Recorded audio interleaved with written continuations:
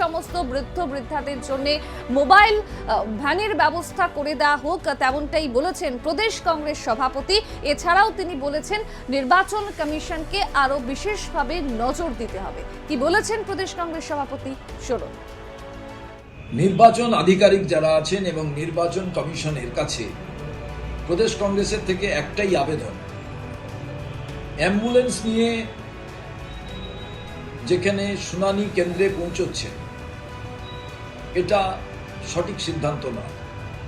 যারা অসুস্থ, যারা বয়স্ক,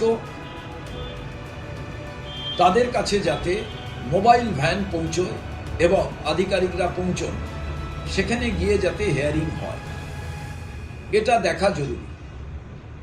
নির্বাচন কমিশন সিদ্ধান্ত নেবেন, কিন্তু আমরা বলতে চাই যারাই অসুস্থ এবং যারা কোনো কারণে যেতে পাচ্ছেন না, তার পেছনে রিজনেবল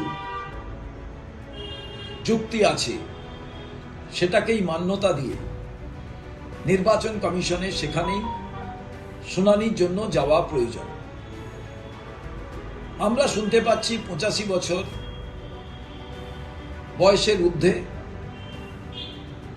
যারা নার্সিংহোম হাসপাতালে আছেন তাদের কাছে, এ বাদেও অনেকে এমন অসুস্থ আছেন কম বয়সের, সেখানেও আমার মনে হয় যাওয়া প্রয়োজন এবং এটা গুরুত্ব সহকারে নির্বাচন কমিশনের ভাবা উচিত।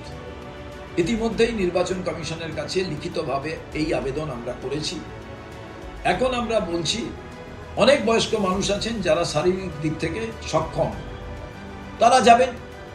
অর্থাৎ আমাদের দাবি, শারীরিক দিক থেকে, মানসিক দিক থেকে যদি কেউ সেইভাবে সঠিক সক্ষম না হন, সেখানে যাতে নির্বাচন দপ্তরের আধিকারিকরা শুনানির জন্য যান এবং